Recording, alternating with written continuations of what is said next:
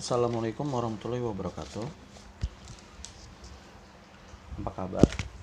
Semoga semua dalam keadaan sehat ya. Oke, langsung aja. Materi yang akan saya bahas untuk beberapa pekan berikutnya ini adalah gelombang. Jadi pembahasan untuk pemanasan global cukup kemarin saja ya. Nah, berikutnya yang akan dibahas adalah gelombang.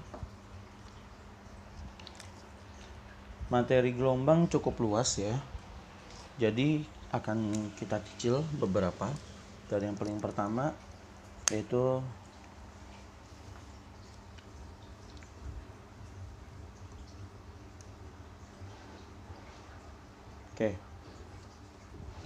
gelombang.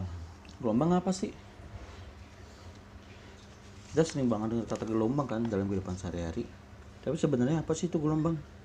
Ada yang sebutnya gelombang air, gelombang cahaya, gelombang panas, dan lain-lain ya. Nah, jadi gelombang tersebut adalah timbul akibat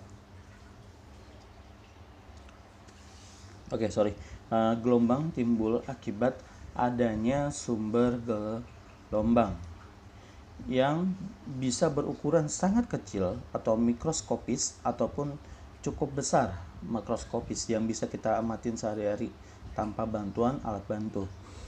Nah, langsung aja. Nah, gelombang itu dibagi menjadi beberapa jenis ya. Nah, oke. Pertama, berdasarkan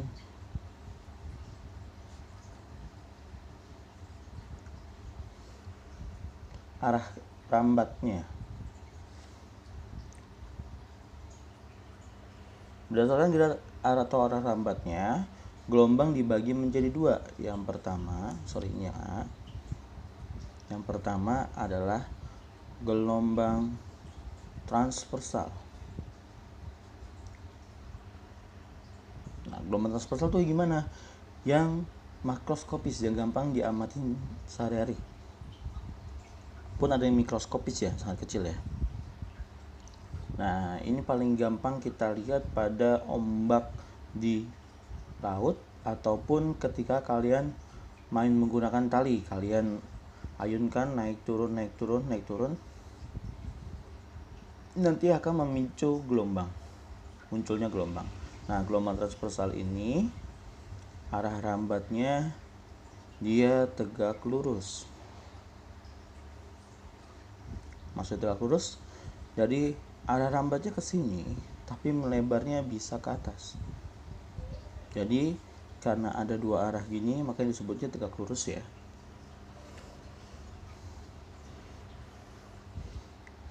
Nah, ini arah rambat, arah getaran, arah rambat.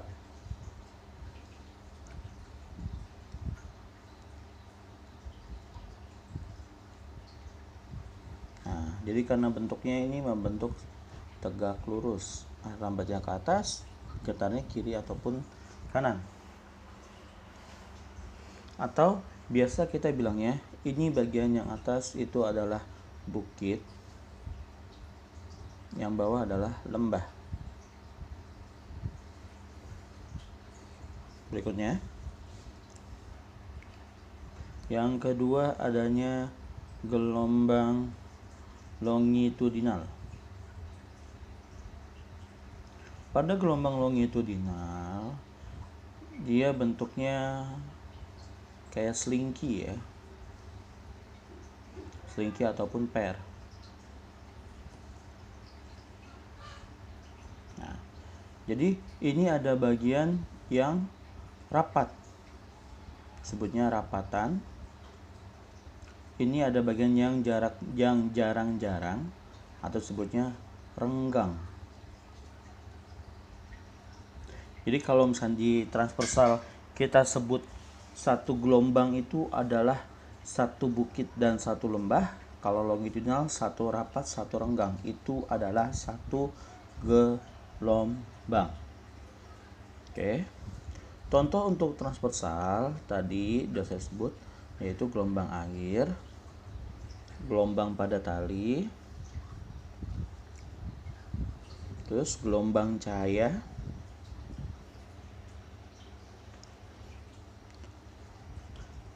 dan lain-lain, masih banyak ya. Untuk gelombang longitudinal contohnya paling gampang adalah gelombang bunyi.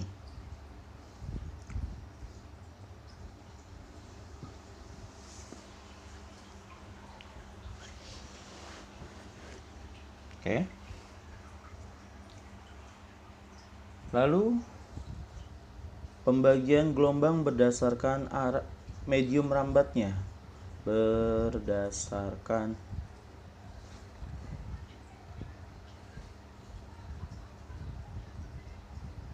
medium rambat.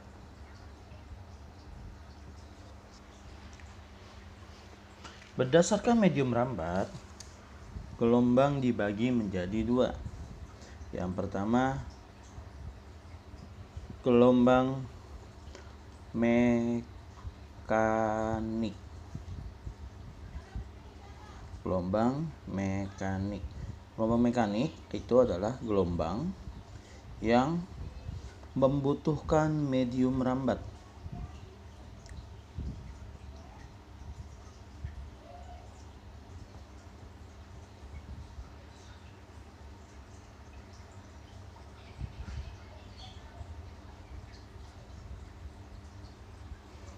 Membutuhkan medium rambat.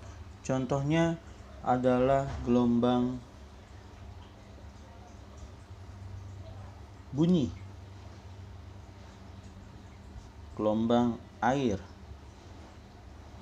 gelombang tali, dan sebagainya. Kok butuh medium rambat?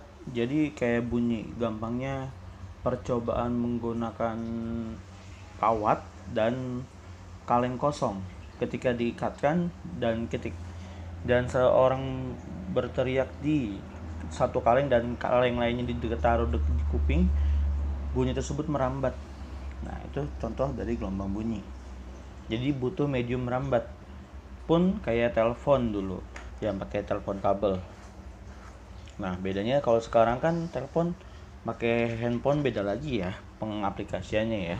Tapi tetap butuh medium rambat. Kita butuh penerima itu handphone kita ataupun pemancar yang menyampaikan atau pendistribusinya ya. Tetap butuh medium rambat. Oke. Berikutnya ada gelombang elektromagnetik. Gelombang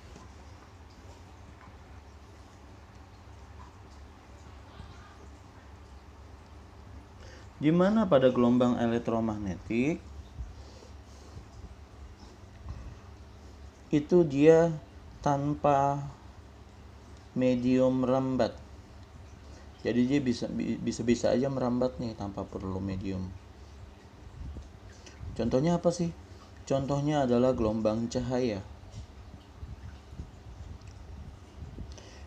Kenapa gelombang cahaya tidak perlu medium rambat? Mengapa cahaya matahari bisa sampai ke bumi? Karena di ruang angkasa kita menganggap semuanya dalam keadaan vakum atau kosong. Jadi tidak ada yang bisa merambat di sana. Nah, sementara cahaya matahari bisa sampai ke bumi. Itu salah satu contoh dari gelombang elektromagnetik. Jadi nggak butuh medium merambat ya. Oke, lanjut ada berdasarkan amplitudonya. Yang C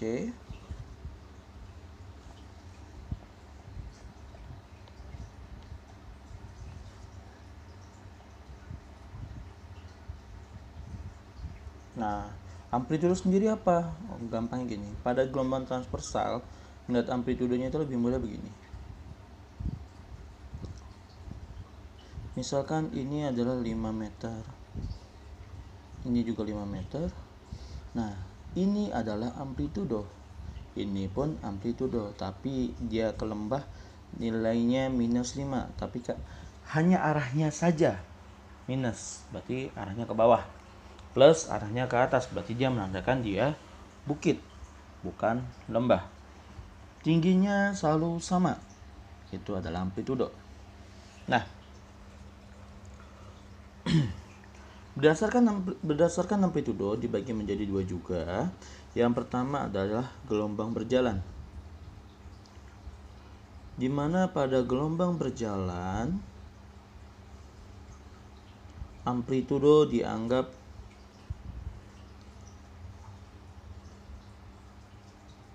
stabil atau tetap ya. Contohnya ya di atas, amplitudonya tetap. Nah,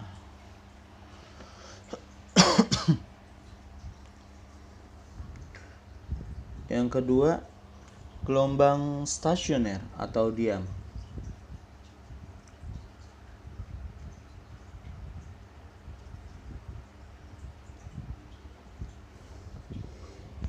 Di sini amplitudonya tidak tetap, amplitudonya terus berubah.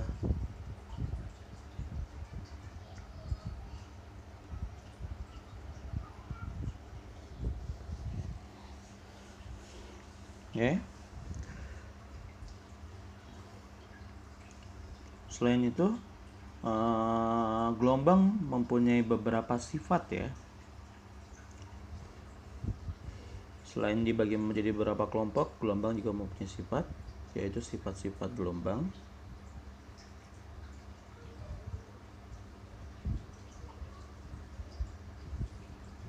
Yang pertama adanya refleksi.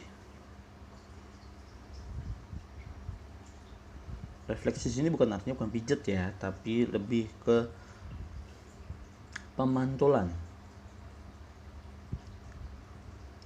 Berikutnya ada refraksi, yaitu pembiasan. Terus ada interferensi,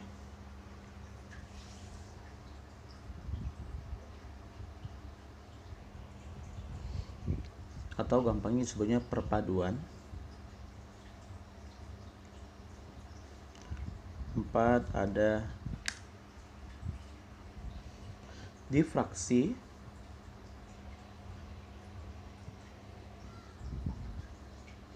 Difraksi itu lebih ke bagian apa ya, melewati celah sempit, jadi disebutnya penyebaran, lebih ke penyebaran. Terakhir ada polarisasi.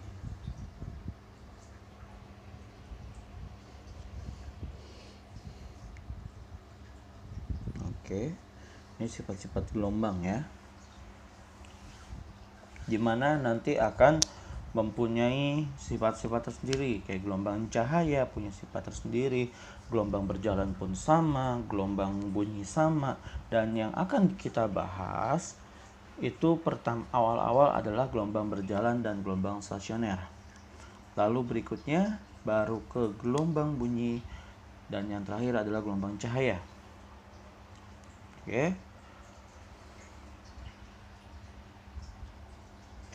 Teorinya mungkin cukup di sini aja, karena nanti akan sedikit lebih banyak hitungannya.